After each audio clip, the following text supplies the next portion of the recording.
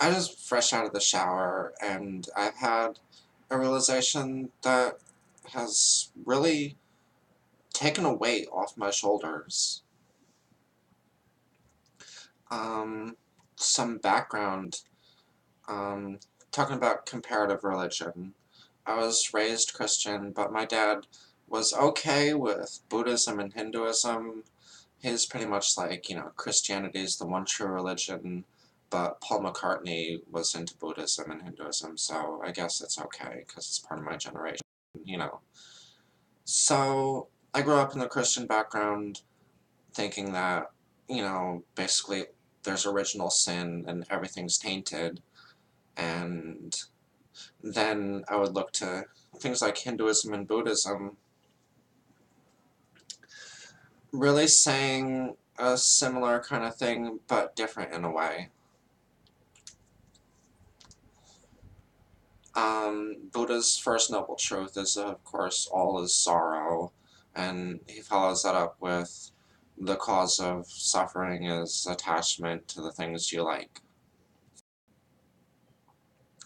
In Hinduism, it's not like right out there, but as soon as you start reading any of the texts like the Yoga Sutras or any of the, supplementary things where they put the whole religion into a book and like let you read it, like the Gita, the Mahabharata, it's basically telling you the same thing.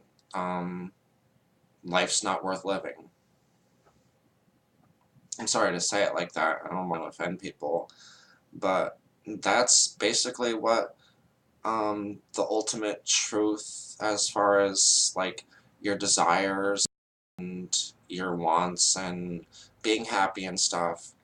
Basically, it's like, I'm thinking about this from a magical perspective, which I don't know if that's okay to talk about.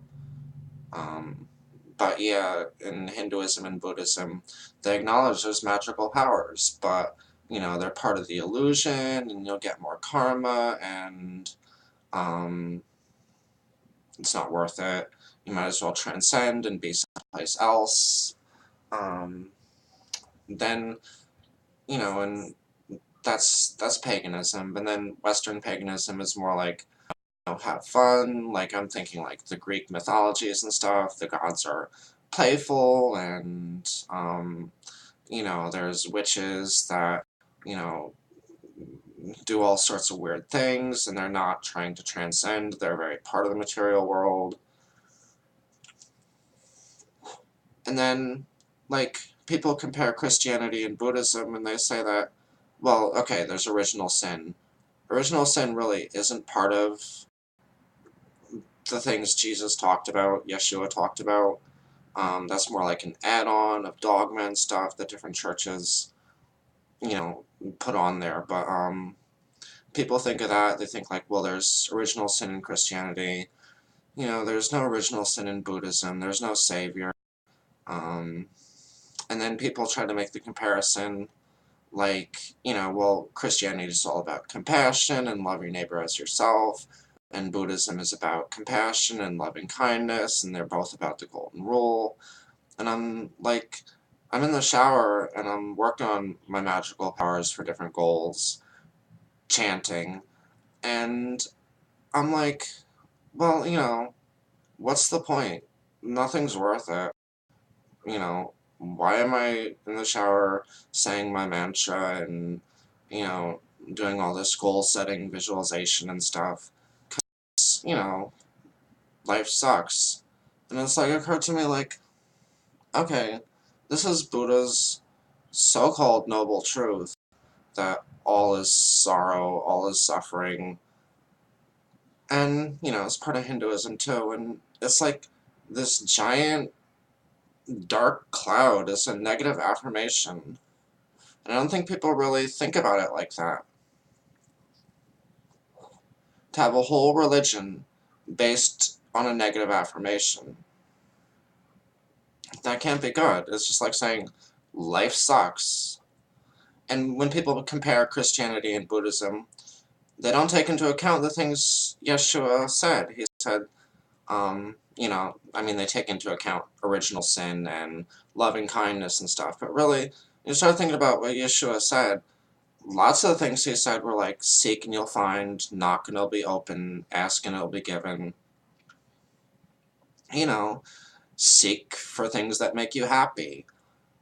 Ask for things that make you happy and you'll find them. Knock on doors of opportunity and they'll open. And like another great quote is, ask and you'll receive, that your joy may be full. And I have the scholar's version of the Gospels, thank you very much, SC version.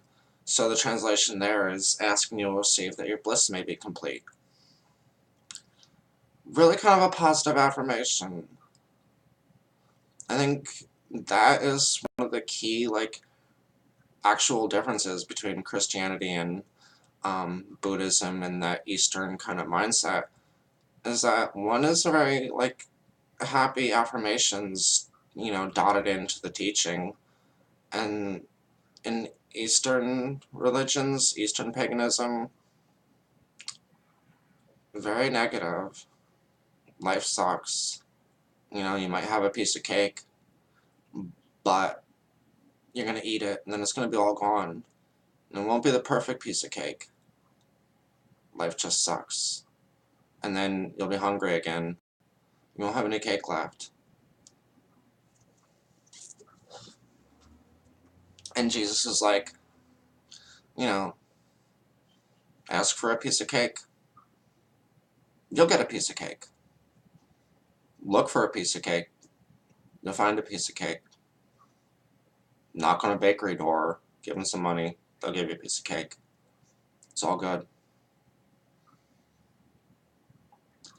So I think that is the real difference no one talks about between Christianity, and the similarity between Christianity and Western paganism, and the difference between those two religions and Eastern paganism like Buddhism and Hinduism. Thanks. Bye.